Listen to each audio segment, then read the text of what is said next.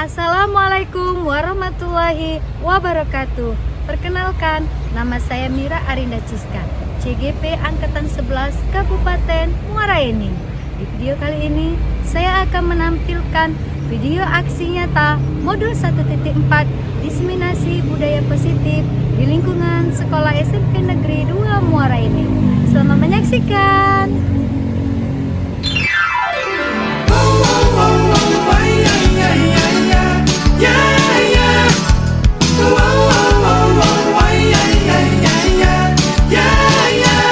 Bukan aku tak tertarik dengan kata rayuanmu. Saat matamu melirik, aku jadi suka padamu. Tiap kali kau bermanja, gemetar rasa di dada. Ingin ku bisikan cinta, tapi hati ini malu jadinya. Engkau masih ada sekolah 1 SMA. Belum tepat waktu tuh begitu begini. Anak sekolah datang kembali 2 atau 3 tahun lagi. Yeah, yeah, yeah.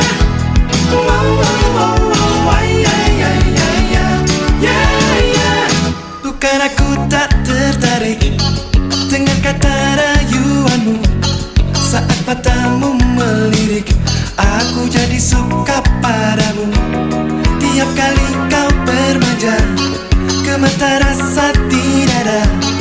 Ingin ku bisikan cinta, tapi hati ini malu jadinya. Engkau masih anak sekolah 1 SMA. Belum tepat waktu tuh begitu begini. Anak sekolah datang kembali 2 atau 3 tahun lagi. Wabarakatuh. Yang terhormat Ibu Kepala SMP Negeri 2 Muara Enim, yang kami hormati calon guru penggerak Angkatan 11 Kabupaten Muara Enim yang inspiratif, serta Bapak Ibu guru sekalian yang kami banggakan.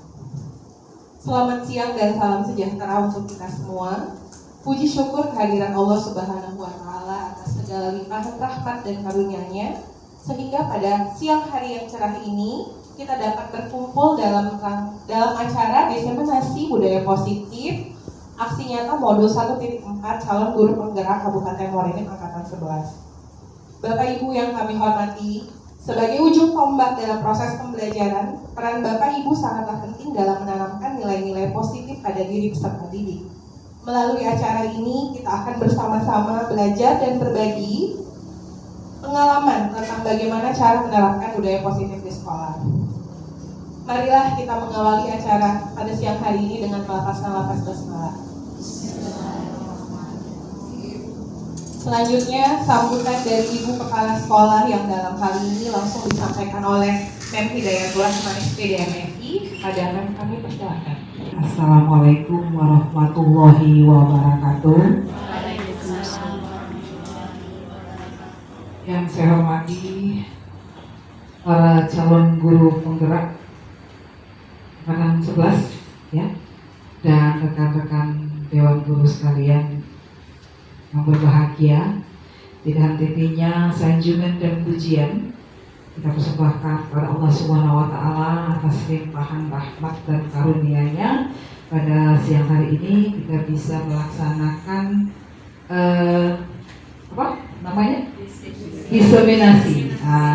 diseminasi budaya positif untuk para calon guru penggerak anak. Kegiatan ini merupakan salah satu rangkaian yang harus dilaksanakan oleh semua calon guru penggerak. Nah, namanya diseminasi, artinya mengimbaskan, menyampaikan kepada rekan-rekan bagaimana yang disebut dengan budaya positif, walaupun ini secara teori didapatkan dari modul, tapi bisa diterapkan praktiknya di lingkungan sekolah seperti itu. Sebagai pimpinan di sini, saya sangat mengapresiasi apa yang sudah dilakukan oleh para calon guru penggerak ini. Mudah-mudahan apa yang menjadi niat baik dari para calon guru penggerak ini akan benar-benar dirasakan oleh rekan-rekan sejawat yang kemudian bermuara pada nantinya ketika sudah menjadi guru penggerak itu bisa tergerak, bergerak dan menggerakkan sebagaimana jargon dari guru penggerak ini.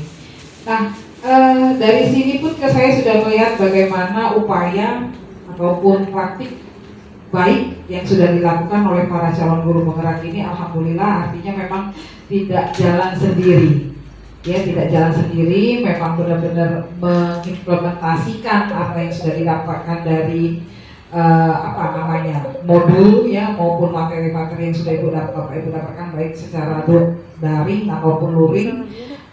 Bisa diterapkan dan itu memang mengubah perilaku dan nanti muaranya mudah-mudahan potensi yang ada dalam diri guru penggerak itu bisa berkembang dan mengimbaskan kepada rekan-rekan sejawat yang pada gilirannya itu akan berimbas pada kemajuan sekolah juga, ya, dan juga kepada peserta didik seperti itu. Jadi sekali lagi saya mendukung penuh kegiatan diseminasi ini dan juga selamat kepada para calon guru penggerak ini yang sudah sampai ke tahap ini, ya. Namun perjalanan masih panjang tentu saja. Jangan patah semangat, tetap tumpukan motivasi dalam diri agar apa yang dicita-citakan itu bisa terlaksana. Apa yang sudah direncanakan, apa yang sudah diimpikan itu bisa terlaksana dengan baik. Seperti itu, ya. Maka dengan mengucapkan Bismillahirrohmanirrohim, diseminasi aksi nyata modul 1.4 budaya positif SMP Negeri 2 Muara ini hari Selasa tanggal 20 Agustus 2024 secara resmi saya nyatakan dibuka. Wassalamualaikum warahmatullahi wabarakatuh. Terima kasih kepada Mem Hidayat Rahma yang telah membuka acara hari ini. Seperti yang sudah disampaikan tadi, semoga kegiatan kita hari ini menjadi wadah kita untuk terus berbenah diri dalam rangka memperbaiki kualitas mengajar kita untuk peserta didik. Selanjutnya, untuk mengambil berkah dalam acara ini, marilah kita berdoa sejenak. Pada kesempatan kali ini akan dipimpin oleh Bapak Sandy Tio Alsi SPD. Kepada Bapak dipersilakan. Tadi penutupan doa ini, marilah sama-sama kita berdoa dan saya yakin terhadap doa kita masing-masing. Ala hadhihi wa ala kulli niyatin shalihah bi barakatil Fatihah. A'udzu billahi minasyaitonir rajim. Bismillahirrahmanirrahim. Alhamdulillahirabbil alamin arrahmanir rahim maliki yaumiddin. Iyyaka na'budu wa iyyaka nasta'in. Ihdinas siratal mustaqim. Siratal ladzina an'amta 'alaihim ghairil maghdubi 'alaihim waladdallin. A'udzu billahi minasyaitonir rajim. Bismillahirrahmanirrahim. Alhamdulillahirabbil alamin. Hamdan syakirin, hamdan na'imin, hamdan yu'afi ni'amahu wa yukafi mazidah. Ya Rabbana wa lakal hamdu kama yanbaghi li jalali wajhikal karim wa 'azimi sultanik. Allahumma shalli 'ala sayyidina Muhammad wa 'ala ali sayyidina Muhammad. Allahumma inna nas'aluka salamatan fid din wa afiyatan fil jasadi wa ziyadatan fil ilmi wa barakatuh. Kita memulai kegiatan diseminasi kita, mari kita berdiri semua. Kita akan melakukan ice breaking terlebih dahulu. Saya rasa Bapak Ibu udah tahu ya. Ayo kita berdiri supaya semangat, ya. Supaya tetap semangat, lakukan ice breaking ini dengan sepenuh hati, ya. Biar keceriaan itu akan muncul. Kita mulai, ya. Saya kasih data dulu, ya. Tepuk semangat. Jangan-jangan ding ding ding dung dung dung. Jangan-jangan Sekali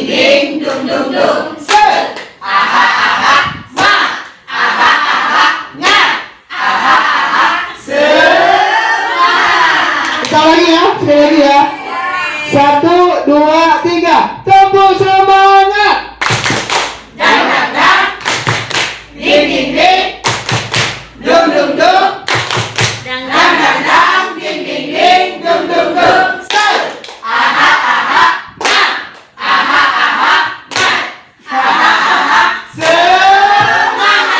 Terima kasih.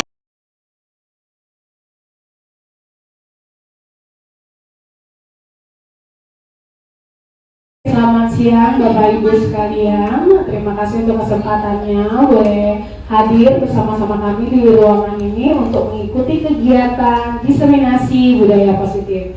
Sebelum memulai kegiatan ini, saya akan berpantun, ya, mentari tenggelam menjelang petang. Harap petang kan memang ya. Burung kasuari mondar mandir. Kami ucapkan selamat datang, terima kasih sudah berkenan hadir. Baiklah Bapak Ibu, kita langsung saja pada materi penyebaran pemahaman dan penerapan pengalaman aksi nyata modul 1 DP 4, yaitu diseminasi budaya positif, akan dijabarkan oleh saya Ida Tresnawati SPD dan rekan saya Mira Arinda Ciska SPD. Nah, baiklah, di bawah bimbingan fasilitator Ibu Yonita Hamsari SPDGR dan pengajar praktik Ibu Nini Barbara SPDGR dan Ibu Mira dengan fasilitator Bapak Muhammad Arif MPD dan pengajar praktik Ibu Piani SPD.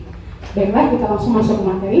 Selamat datang dan salam bahagia. Selamat datang Bapak dan Ibu guru hebat. Mari hari ini kita belajar bersama, berkolaborasi, saling mendukung dan mewujudkan kedisiplinan positif di sekolah kita yang tercinta ini. Baiklah, ada beberapa pertanyaan di depan ini. Apakah Bapak Ibu setuju apabila 1. Pemberian hukuman dapat mendisiplinkan siswa? Kedua, apakah pemberian hadiah dapat meningkatkan prestasi siswa?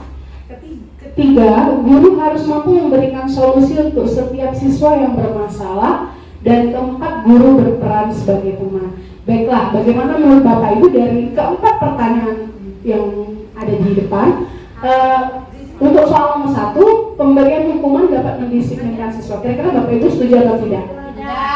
Tidak setuju. Baiklah. Yang kedua, apakah pemberian hadiah dapat meningkatkan prestasi siswa?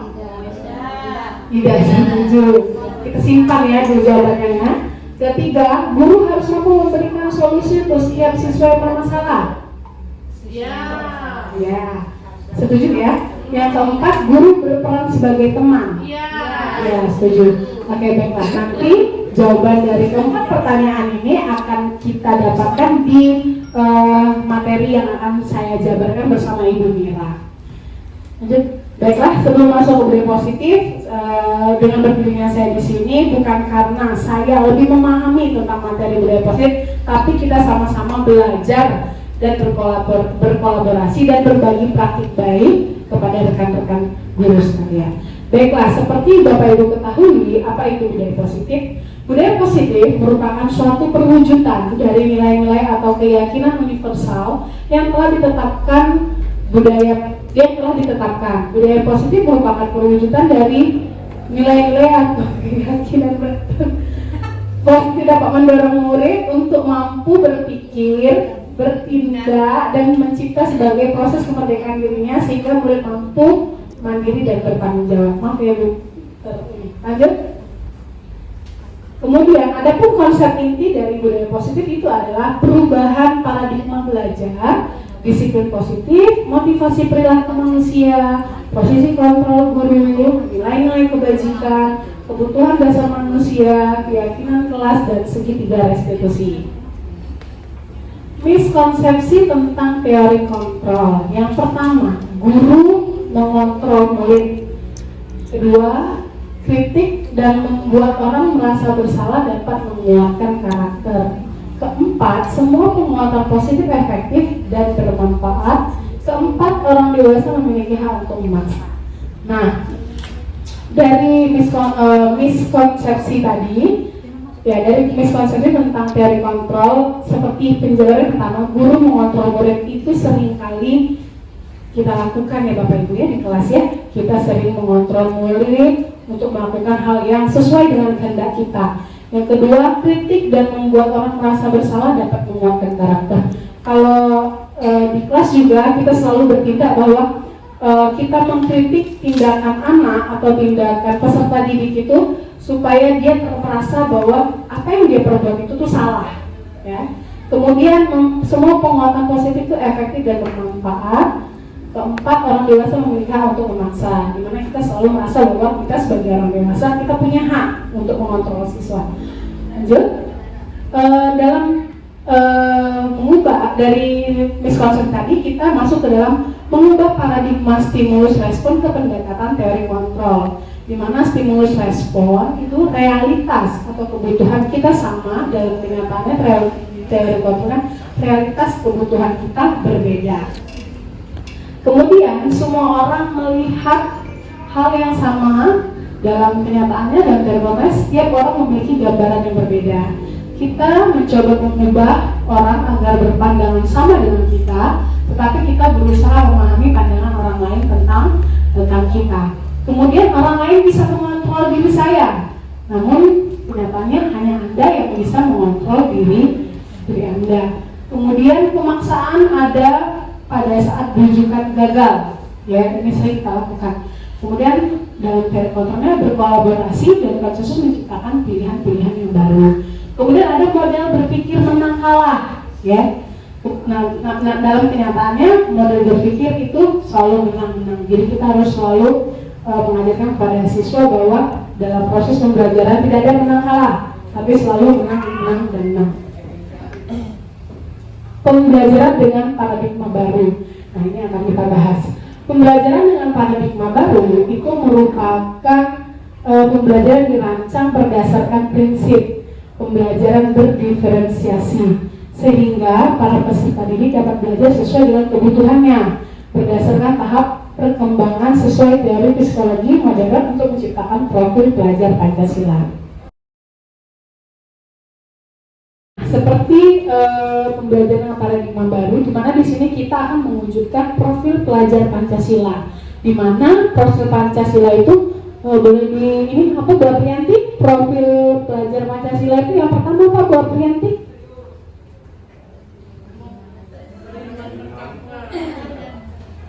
Beriman dan berakhlak mulia kepada Tuhan Yang Maha Esa.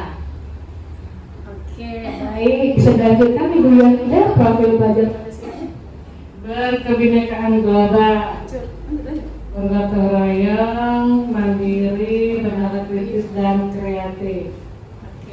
Oke, terima kasih Ibu Yonida dan Ibu Priyanti.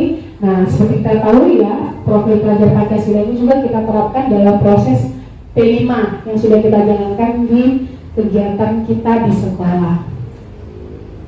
Disiplin positif, kita masuk dalam disiplin positif. Disiplin positif merupakan pembiasaan-pembiasaan hal yang baik mencakup tentang sikap atau perilaku maupun tutur kata oleh seluruh warga sekolah, terutama bagi murid agar dapat berkembang menjadi pribadi yang kritis dan mandiri dan bertanggung jawab. Nah, warga sekolah yang dimaksud dengan warga sekolah ini Bapak Ibu kira-kira siapa saja? Guru, kepala sekolah, siswa, penjaga sekolah, orang tua. Ya betul, benar sekali Bu Ira. Orang tua, ya dan seterusnya, seluruh yang mencakup warga sekolah itu dimulai dari kepala sekolah, guru, staf tata usaha, ya semua warga sekolah ya sesuai dengan stakeholdernya. Nah, dan kemudian Ibu Ira kepala sekolah, orang tua. Kemudian lanjut. Pendekatan disiplin positif ini tidaklah tentang anak atau peserta didik ya secara langsung, tetapi tentang diri dan cara kita sendiri baik sebagai orang tua, guru, dan orang dewasa yang dapat memberikan dampak dan pengaruh positif kepada anak-anak dan peserta didik. Jadi sebelum melakukan disiplin positif harus dimulai dari diri kita sendiri supaya nanti bisa berdampak dengan banyak orang yang dengan banyak warga sekolah yang ada di lingkungan kita. Kita masuk dalam nilai-nilai kebajikan universal. Ya, nilai-nilai kebajikan universal itu adalah sifat-sifat positif manusia yang merupakan tujuan mulia yang ingin dicapai oleh setiap individu. Kemudian ada nilai-nilai yang disepakati bersama, bisa lintas bahasa, suku, agama maupun latar belakang. Contoh profil pelajar Pancasila yaitu pertama beriman, bertakwa kepada Tuhan Yang Maha Esa dan berakhlak mulia, mandiri, bernalar kritis, berkebinekaan global, gotong royong dan kreatif. Motivasi perilaku manusia. Nah, di sini ada beberapa bentuk motivasi perilaku manusia. Yang pertama untuk menghindari ketidaknyamanan atau hukuman. Yang kedua, untuk mendapatkan imbalan atau penghargaan dari orang lain.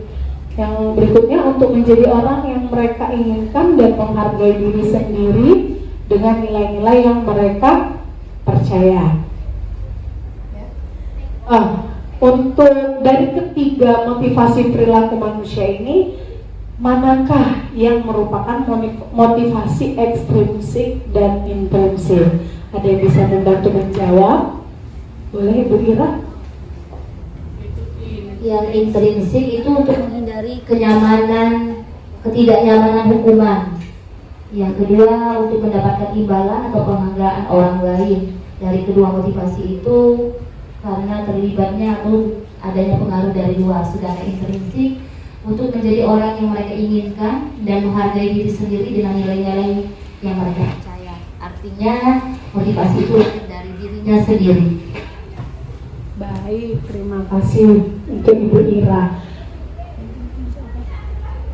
Nah, yang untuk intrinsik, motivasi intrinsik, oh iya, tadi sudah dijabarkan ke Ibu Ira, di mana motivasi ekstrinsik itu untuk menghindari ketidaknyamanan dan hukuman, kemudian untuk mendapatkan imbalan atau penghargaan dari orang lain, kemudian yang intrinsik itu untuk menjadi orang yang mereka inginkan dan menghargai diri sendiri dengan nilai-nilai yang mereka percaya. Jadi dalam proses motivasi intrinsik dalam proses di dunia pendidikan ya, menciptakan lingkungan yang belajar yang menyenangkan, menantang dan memberikan kesempatan siswa untuk mengeksplorasi minat dan bakat mereka. Nah, di ekstrinsik di mana motivasi ini memberikan penghargaan, pengakuan atas prestasi siswa, tapi jangan selalu bergantung pada imbalan. Lanjut. Apa yang dimaksud dengan hukuman, konsekuensi, dan restitusi? Ada yang bisa membantu? Bapak Ibu, apa sih yang dimaksud dengan hukuman? Boleh Ibu Nifta? Apa itu hukuman, Ibu?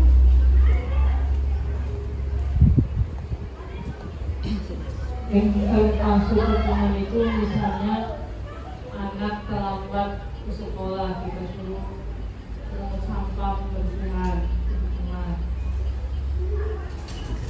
Konsekuensi misalkan yang tadi dicontohkan anak mencoret-coret buku temannya dan anak tersebut harus menggantinya. Kalau restitusi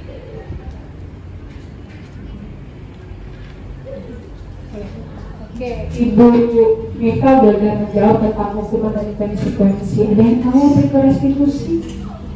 Pak Zainal bisa dibantu jawab Pak, apa itu restitusi Pak? Restitusi itu adalah suatu proses untuk memecahkan masalah yang mana kita berperan sebagai manajer. Terima kasih untuk Ibu Mita dan Bapak Zainal yang sudah menjawab apa itu dimaksud dengan hukuman, konsekuensi, dan restitusi. Hukuman itu tidak terencana atau tiba-tiba. Kemudian murid tidak tahu apa yang akan terjadi atau tidak dilibatkan, bersifat satu arah dan berupa hukuman fisik atau psikis. Untuk konsekuensi, ya, itu terencana, disepakati sesuai peraturan. Kemudian murid tetap dibuat tidak nyaman. Dan ini sikap guru selalu memonitor murid. Untuk restitusi itu proses menciptakan kondisi bagi murid untuk memperbaiki suatu kesalahan, dan proses kolaboratif yang mengajarkan murid untuk mencari solusi sendiri. Nah, ini ada beberapa contoh pertanyaan soal ya. Satu, menurut Bapak Ibu, apakah dari pertanyaan-pertanyaan ini termasuk dengan konsekuensi atau hukuman? Ya, untuk soal 1, menjawab 100 kali di dalam buku kalimat saya tidak akan terlambat lagi karena terlambat sekolah. Ada yang tahu ini termasuk hukum konsekuensi atau hukuman? Boleh sampai tahu? Oke, Mira? Dari ketujuh kalimat itu di layar itu mencatat 100 kali di dalam buku kalimat saya tidak akan terlambat lagi karena terlambat ke sekolah, itu termasuk hukuman. Yang kedua, lari mengelilingi lapangan basket 2 kali karena terlambat hadir di sekolah, hukuman juga, Bu. Ya. Terus yang ketiga, murid diminta untuk push up 15 kali karena tidak menggunakan masker ke sekolah, itu juga hukuman. Menggantikan kertas tugas teman yang telah dicoret, itu konsekuensi. Terus yang keempat, membersihkan tumpahan air di meja tulis karena tersenggol pada saat belajar, itu juga konsekuensi. Yang keenam, murid disuruh untuk mengenakan sepatu seharian di sekolah karena tidak mengenakan sepatu hitam, berarti itu hukuman, Bu. Terus lari mengelilingi lapangan basket 2 kali karena terlambat 10 menit untuk pelajar PJOK. Saya masih bingung, Bu, apa itu konsekuensi, apa hukuman, Bu, ya? Kira-kira ada yang bisa bantu ya? Ya, ada yang bisa bantu. Bagian 10, bagian yang lari mengelilingi lapangan basket 2 kali. Apakah itu termasuk ini? Coba Pak, ini. Lari mengelilingi lapangan basket 2 kali karena terlambat 10 menit untuk pelajaran PJOK. Menurut saya itu termasuk ke konsekuensi karena di sana ada PJOK kan, olahraga masih termasuk di situ. Oke, terima kasih Bu Ira dan Bapak JP. Kita lihat secara bersama-sama apa jawaban yang benarnya. Nah, ini dia. Saya rasa jawaban Bapak Ibu tadi sudah sangat benar ya. Boleh tepuk tangan dulu dong untuk Bapak Ibu kita. Mencatat 100 kali dalam buku kalimat saya tidak akan terlambat lagi, itu termasuk dalam hukuman. Lari mengelilingi lapangan basket 2 kali, itu termasuk hukuman. Meminta murid untuk push up 15 kali, itu termasuk hukuman. Kemudian menggantikan kertas tugas teman yang telah dicoret-coret, itu termasuk konsekuensi. Membersihkan tumpahan air di meja tulis karena tersenggol pada saat termasuk konsekuensi. Murid disuruh untuk tidak mengenakan sepatu, itu termasuk hukuman.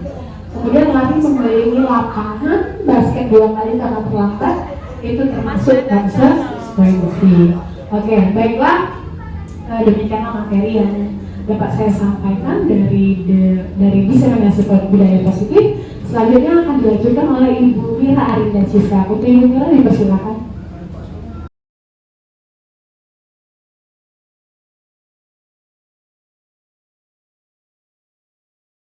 Baiklah, sebelum saya memulai materi ini, ya, alangkah baiknya kita breathing dulu, kita tepuk semangat supaya kegiatan kita itu berjalan dengan lancar, senang, ya. Kita mulai ya, kita tepuk semangat dulu, ya. Dimulai ya, tepuk semangat.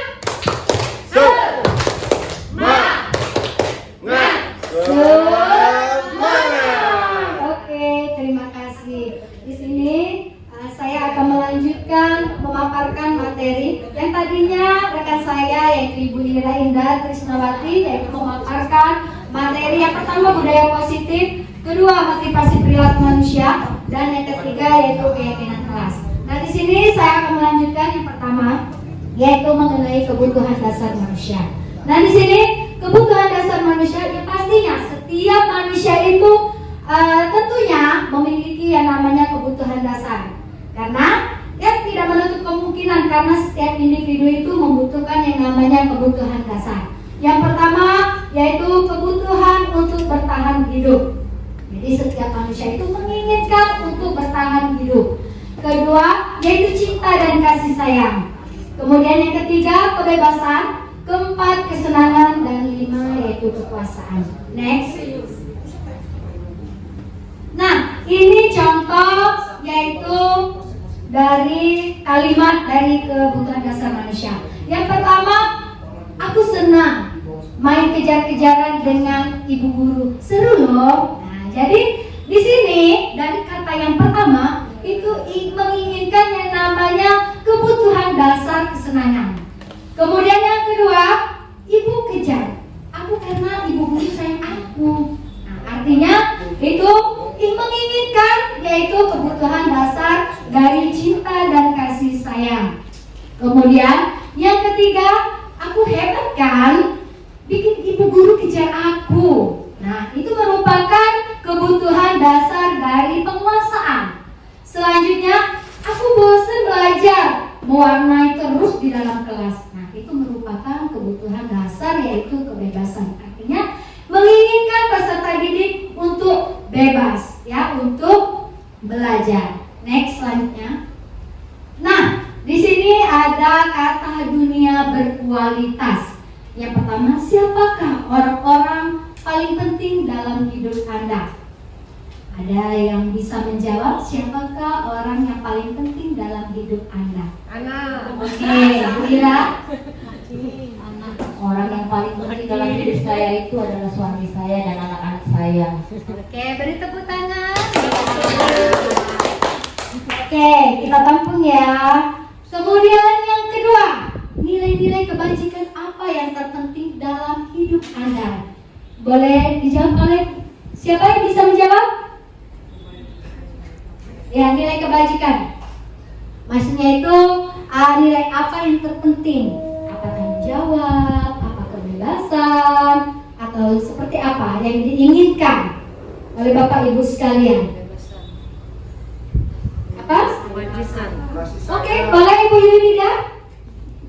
Nilai-nilai kebajikan menjadi ibu yang terbaik bagi anak-anak, menjalankan kewajiban di sekolah dengan penuh tanggung jawab, itu menurut saya. Oke, terima kasih.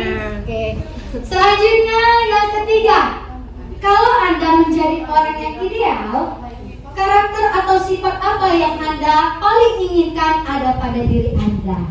Oke, ada yang bisa bantu? Karakter apa yang ingin Anda inginkan dari diri Anda? Oke, Ibu Aprianti. Oke. Kalau Anda menjadi orang yang ideal, karakter atau sifat apa yang Anda paling inginkan ada pada diri Anda? Saya ingin menjadi orang yang lebih bertanggung jawab. Saya ingin menjadi orang yang berdisiplin dalam waktu dan penerapan aturan-aturan yang sudah disepakati, terutama dalam keluarga ataupun di lingkungan instansi tempat saya bekerja. Boleh nggak Bu langsung jawab yang keempat, Bu? Oke, silakan. Boleh, silakan. Apa pencapaian Anda yang Anda sangat banggakan? Mungkin saat ini saya ingin menjadi seorang guru yang berpihak kepada peserta didik dan menjadi seorang istri yang bisa mendampingi suami saya baik dalam suka dan duka. Keempat, ceritakan bagian perjalanan hidup Anda di mana Anda merasa itulah titik puncak hidup Anda. Titik puncak hidup saya ketika saya berhasil menjadi PNS di usia 22 tahun dan bisa menjadi seorang ibu. Karena untuk menjadi seorang ibu saya menghadapi beberapa gejolak lah ceritanya. Terus apa yang paling bermakna dalam hidup Anda? Yang paling bermakna dalam hidup Anda yaitu saat ini ketika saya belajar menjadi seorang guru, karena seorang guru itu adalah belajar di sepanjang hayat untuk bisa merefleksi diri, memperbaiki diri, untuk mengikuti pembelajaran dengan keadaan zaman saat ini. Itu saja, Bu. Wow. Oke. Kita beri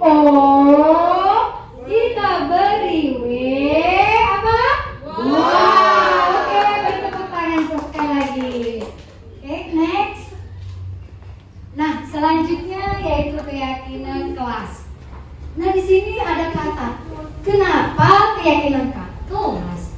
Mengapa bukan peraturan kelas? Adakah yang bisa membantu jawab kenapa itu bukan keyakinan kelas, kenapa bukan peraturan kelas? Oke, Ibu Pipi? Semua yang keyakinan tadi. Ya. Ibu Rasdalena? Oke. Ini nanti berapa? Ya. Oke. Baiklah, menurut saya keyakinan kelas itu dibuat oleh sekelompok yang ada di dalam kelas itu. Sedangkan peraturan kelas itu sudah mutlak dari sekolah secara langsung. Itu saja. Oke, beri tepuk tangan sekali lagi. Oke, next. Nah, jadi di sini keyakinan kelas merupakan nilai-nilai kebajikan atau prinsip-prinsip dari universal yang disepakati bersama secara universal, lepas dari latar belakang, suku, negara, bahasa maupun agama. Nah, menurut dari dosen di tahun 1968 bahwa suatu keyakinan akan lebih memotivasi seseorang dari dalam intrinsik seseorang akan lebih bersemangat untuk menjalankan keyakinannya daripada hanya sekedar mengikuti serangkaian peraturan. Oke, selanjutnya. Nah, di sini ilustrasi antara peraturan dan keyakinan. Yang pertama, mengapa ada peraturan itu dilarang merokok di sekolah? Yang pastinya apa alasannya? Ada peraturan itu dilarang merokok di sekolah. Demi kesehatan. Oke, betul ya. Kemudian yang kedua, mengapa kita memiliki peraturan tentang penggunaan helm pada saat mengendarai kendaraan roda 2 atau motor? Oke, yang pastinya bukan karena takut Pak polisinya, betul kan? Ya, karena yang pertama itu pasti takutnya ditilang, bukan berdasarkan dari apa namanya itu? Takut kepalanya itu kena betul atau bagaimana? Nah, pastinya takut sama Pak polisi atau takut kena tilang. Mungkin itu ya. Oke, selanjutnya. Nah, di sana yang pertama keyakinan kelas dibuat berdasarkan dari kesepakatan antara guru dan siswa, yaitu bersifat universal. Nah, artinya keyakinan kelas itu dibuat dari berdasarkan guru dengan siswa. Nah, jadi itu kalau keyakinan kelas. Kalau peraturan itu bersifat satu arah, artinya itu dibuat oleh sekolah, ya. Jadi artinya murid itu tidak terlibat kalau itu yang namanya peraturan, ya. Oke, selanjutnya. Nah, di sini ada peraturan dan keyakinan kelas. Nah, di sana yaitu kalau peraturan itu selalu kembalikan buku ke tempatnya. Nah, berarti keyakinan kelasnya merupakan tanggung jawab. Selanjutnya dilarang mengganggu orang lain. Berarti kita harus selalu menghormati orang lain. Selanjutnya hadir di sekolah 15 menit sebelum pembelajaran dimulai. Artinya keyakinan kelasnya yaitu menghormati orang lain dan berkomitmen, ya. Selanjutnya dilarang melakukan kekerasan. Artinya keyakinan kelasnya yaitu keselamatan, menghormati orang lain. Selanjutnya dilarang menggunakan narkoba. Itu keyakinan kelasnya yaitu kesehatan. Selanjutnya bergantian atau menunggu giliran. Itu kayak kalau keyakinan kelasnya yaitu menghormati orang lain dan bersabar. Selanjutnya menggunakan masker. Jadi keyakinan kelasnya yaitu kesehatan dan juga keselamatan. Dan yang terakhir, jangan berlari di kelas atau koridor. Artinya itu keyakinan kelasnya keselamatan dan keamanan. Ya, selanjutnya next.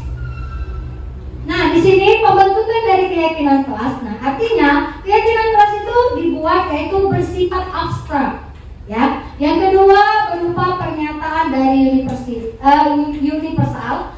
Ketiga dibuat dalam pernyataan positif. Jadi kalau keyakinan kelas itu dibuat yaitu berupa pernyataan yang positif. Kemudian sedikit saja agar mudah diingat. Jadi artinya kata-katanya itu yang sedikit agar siswa mudah diingat. Kemudian sesuai dengan kondisi kelas dari sekolah sehingga mudah diterapkan. Jadi kekurangan dari di kelas itulah kita membuat yang namanya kesepakatan kelas atau keyakinan kelas. Dan yang terakhir, yang terakhir semua warga kelas semuanya dilibatkan saat pembuatan dari keyakinan kelas. Jadi seluruh siswa yang ada di kelas tersebut. Next. Nah, selanjutnya yaitu 5 posisi kontrol guru. Nah, di sini dari posisi kontrol guru di sini ada 5. Yang pertama yaitu sebagai penghukum, yang kedua pembuat merasa bersalah, ketiga itu teman, keempat pemantau, dan yang kelima yaitu manajer. Oke, di sini ada berupa tayangan video, silakan Bapak Ibu saksikan.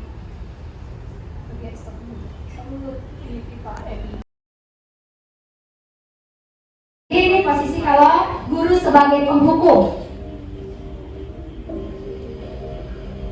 Naren,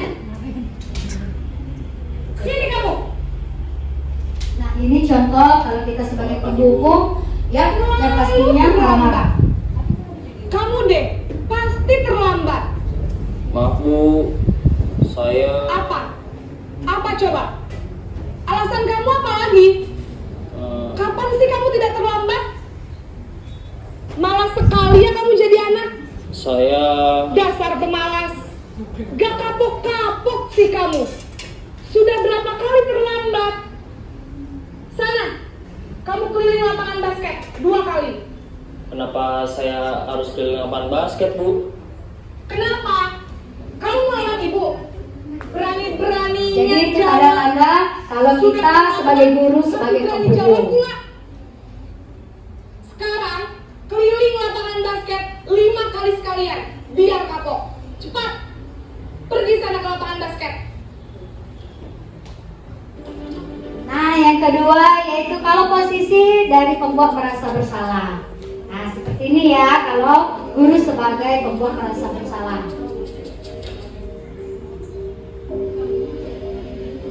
Naren,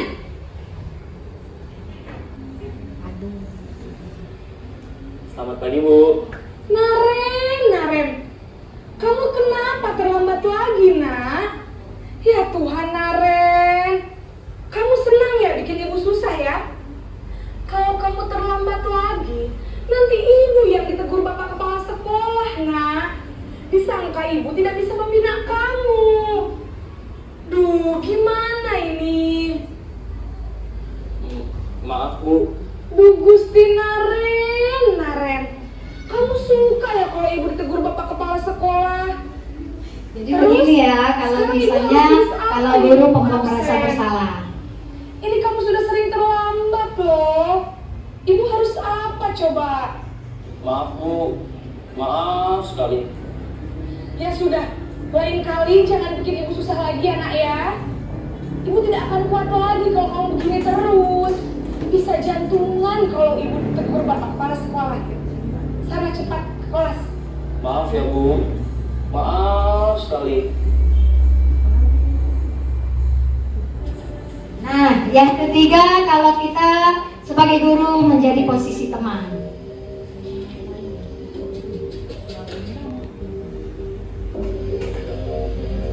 Naren,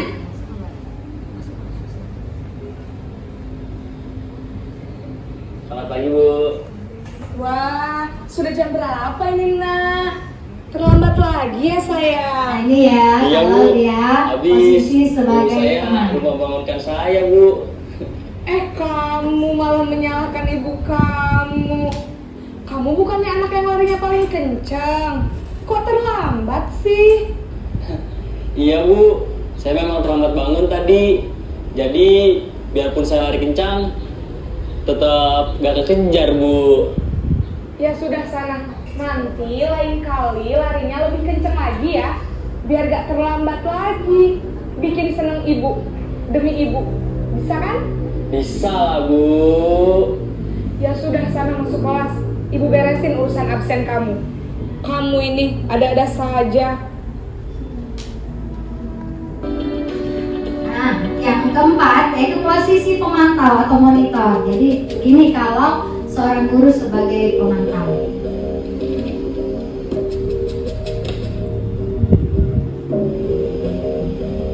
Naren!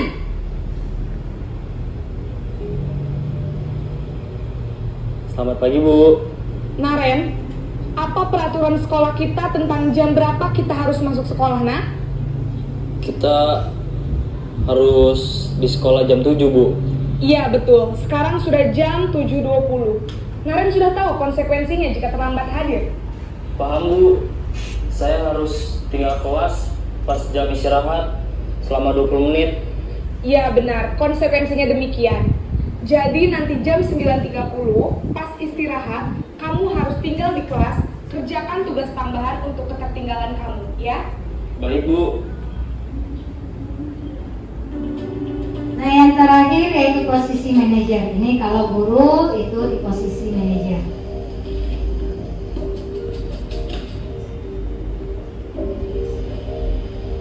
Naren!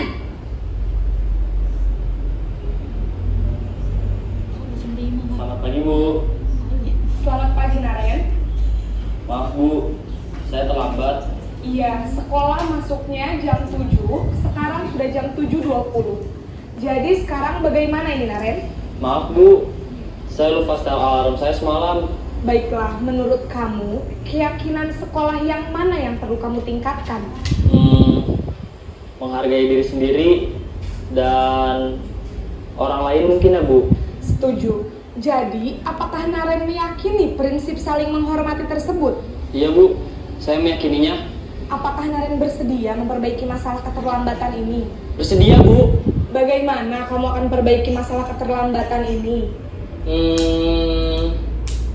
Saya akan coba untuk tidak lupa menyetel alarm saya, Bu. Baik, kalau Naren lupa menyetel alarm di rumah, ada orang yang kira-kira bisa bantu mengingatkan tidak? Ada, Bu. Kakak saya, Kak Emma. Ada lagi selain Kak Emma? Selain Kak Emma, ada ibu saya. Baik, jadi yang mengingatkan Naren adalah Kak Emma dan ibu kamu, ya? Kira-kira akan mulai setel alarm kapan nih, Naren? Setelah pulang sekolah, akan segera saya lakukan. Baik, jadi Naren akan setel alarm untuk bangun besok pagi dan akan diingatkan oleh kakak dan ibunda Naren, ya? Ada lagi yang mungkin perlu dilakukan, Naren? Agar tidak terlambat bangun lagi. Tidak ada, Bu. Baik, Naren. Terima kasih untuk kerjasama kamu. Sekarang kamu perlu kembali ke kelas untuk belajar. Baik, Bu. Terima kasih. Stop. Oke. Tadi ada cuplikan dari video dari 5 posisi kontrol guru. Nah, di sini siapa yang bisa menyimpulkan dari kelima posisi kontrol guru manakah kira-kira yang lebih baik yang untuk kita terapkan pada anak? Oke, ada yang bisa menjawab? Bantu jawab, Pak Zainal? Boleh bantu jawab, Pak Zainal? Manajer kan? Baik, dari kelima posisi kontrol yang paling baik itu sebagai manajer. Di sini kenapa saya memilih sebagai manajer? Di sini kita menggali potensi siswa untuk menemukan permasalahan yang ia lakukan. Itu. Terima kasih. Oke, beri tepuk tangan ya. Terima kasih. Oke, terima kasih Pak Zainal atas jawabannya tepat sekali. Jadi kita sebagai guru tentunya kalau sebelumnya kita selalu pernah melakukan dari 5 posisi kontrol guru, sebagai penghukum, sebagai teman, sebagai pembuat rasa bersalah, kemudian sebagai pemantau. Nah, yang terakhir yaitu sebagai manajer. Artinya yang paling baik yaitu sebagai manajer. Kenapa? Alasannya tentunya dari posisi manajer ini yaitu memberikan keluasan permasalahan pada anak. Jadi kita tidak menghardik anak, tidak menghukum anak. Bahwasanya anak tersebut kita gali terus akan kesadaran yang kesalahan yang dia perbuat, sehingga tentunya dari kesalahan tersebut tidak akan terulang lagi. Jadi itu ya. Jadi selanjutnya next itu Jangan yang sebagai penghubung, tapi yang benarnya yaitu sebagai manajer. Oke, selanjutnya next Indah. Nah, yaitu materi selanjutnya segitiga restitusi. Oke. Nah, apa itu restitusi? Tentunya restitusi merupakan proses menciptakan kondisi bagi murid untuk memperbaiki kesalahan mereka sehingga mereka bisa kembali pada kelompok mereka dengan karakter yang lebih kuat. Restitusi juga merupakan proses dari kolaboratif yang mengajarkan murid untuk mencari solusi untuk masalah mereka dan membantu murid berpikir tentang orang seperti apa yang mereka ingin menjadi tujuan mulia dan bagaimana mereka harus memperlakukan dari orang lain. Jadi itu dari restitusi. Nah, di sini ada 9 ciri dari restitusi. Yang pertama, bukan untuk menebus kesalahan, namun untuk belajar dari kesalahan. Kemudian yang kedua, memperbaiki hubungan. Yang ketiga, tawaran ya, bukan paksaan. Jadi restitusi itu bukan dipaksa, artinya ditawar. Ya, tawar itu bukan berupa uang, akan tetapi perlakuan kita terhadap anak. Selanjutnya, yang keempat, restitusi menuntun untuk melihat ke dalam diri. Yang kelima, restitusi mencari kebutuhan dasar yang mendasari tindakan. Yang keenam, itu restitusi diri adalah cara yang paling baik. Ketujuh, restitusi fokus pada karakter bukan tindakan. Yang kedelapan, itu restitusi fokus pada solusi. Yang terakhir yaitu restitusi mengembalikan murid yang berbuat salah pada kelompoknya. Jadi inilah ciri-ciri dari restitusi. Oke, next.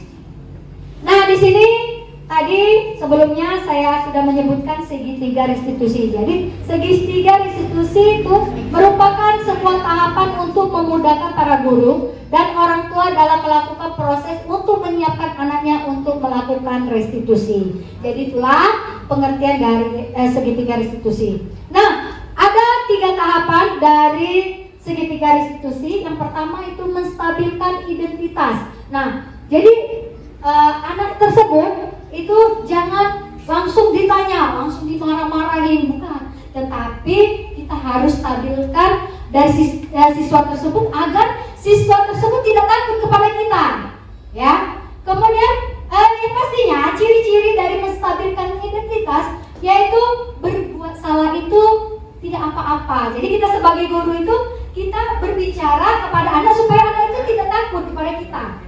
Jadi berbuat salah itu tidak apa-apa. Kemudian kita menyebutkan juga kepada anak, bisa juga tidak ada manusia yang sempurna. Jadi hati anak itu luluh kalau kita berbicara seperti itu. Kalau kita menghukum langsung, anak, sini kamu. Nah, itu kan langsung takut anak, ya. Kemudian yang ketiga, saya juga pernah melakukan kesalahan seperti itu. Nah, jadi anak ya tidak takut kepada kita ya. Jadi maka dia berani, yaitu jujur kepada kita ya. Selanjutnya kita bisa menyelesaikan masalah ini. Kemudian Bapak Ibu tidak mencari siapa yang salah, tapi Bapak ingin mencari solusi dari permasalahan ini. Kemudian kamu berhak merasa begitu. Next, yang kedua yaitu validasi tindakan yang salah. Nah, di sini kita tentunya menanyakan permasalahan apa yang telah dilakukan oleh siswa tersebut. Jadi siswa itu nantinya tentunya dia yang namanya itu menjawab. Tentunya akan timbulnya rasa kesadaran. Nah, di sini kata-kata yang perlu kita ucapkan yang pertama bisa kita ucapkan, padahal kamu bisa melakukan yang lebih buruk dari ini ya.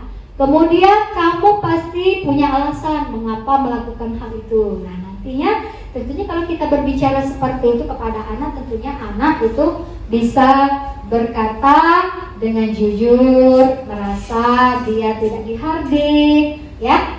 Kemudian kamu patut bangga pada dirimu sendiri karena kamu telah melindungi sesuatu yang penting buatmu. Next.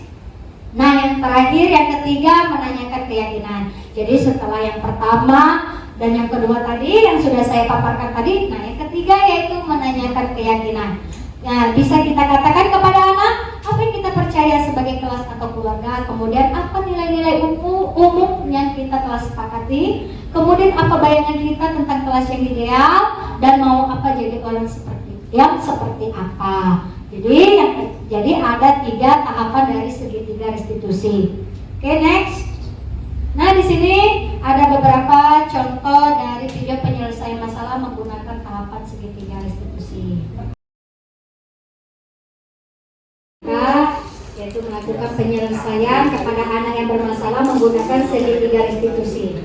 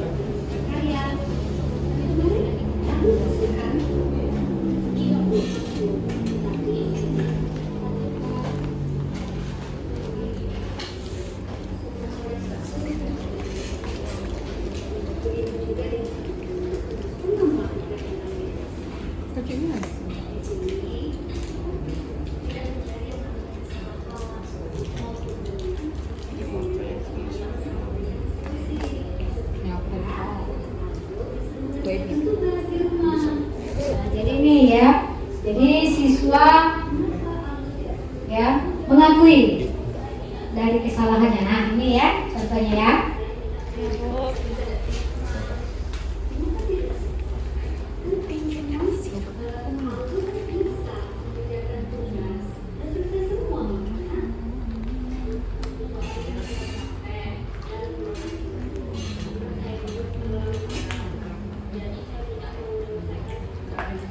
Jadi si Aldo ini tidak mengerjakan tugas, padahal teman-temannya itu sudah mengumpulkan semua ya. Diakibatkan si Aldo ini tidurnya terlalu malam, kemudian sehingga menyebabkan tugasnya itu tidak dibuat, dia tidak mengumpulkan tugas. Apakah Aldo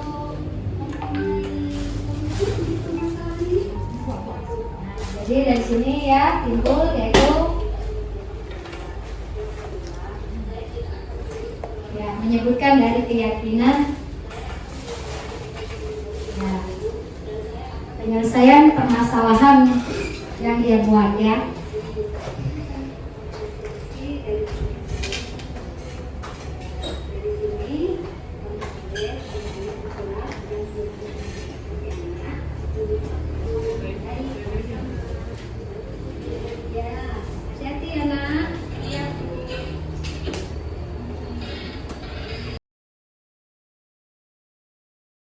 Siswa melakukan yang namanya kesalahan, tentunya kita sebagai guru tidak boleh menghardik ataupun menghukum, tetapi kita harus melakukan yang namanya segitiga restitusi ya.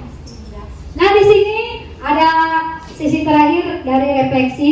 Coba bagaimana perasaan Anda saat ini setelah selesai melakukan kegiatan acara ini ya. Ada yang bisa menjawab apa perasaannya? Boleh dirangkum jawabannya ya. Kemudian yang kedua, setelah mengikuti materi penggimbasan atau diseminasi dari budaya positif ini, jadi paham bahwa apa? Oke, boleh. Oke, boleh Bu Yunida? Bagaimana perasaan Anda saat ini? Masih sangat menyenangkan. Sudah sore. Setelah mengikuti materi pengimbasan atau diseminasi pada hari ini, saya jadi paham bahwa apa itu konsekuensi, apa itu hukuman, apa itu restitusi. Jadi nanti kalau diterapkan di dalam kelas, mana yang sebaiknya kita terapkan kepada siswa. Itu saja. Oke, terima kasih, beri tepuk tangan untuk Bu Yunira. Jadi dari kesemua rangkaian kegiatan kita berakhir di refleksi. Terima kasih kepada Bapak Ibu sekalian sudah mengikuti kegiatan dari pengimbasan aksi nyata modul 1.4 diseminasi budaya positif di SMP Negeri 2 Muara ini. Saya Mira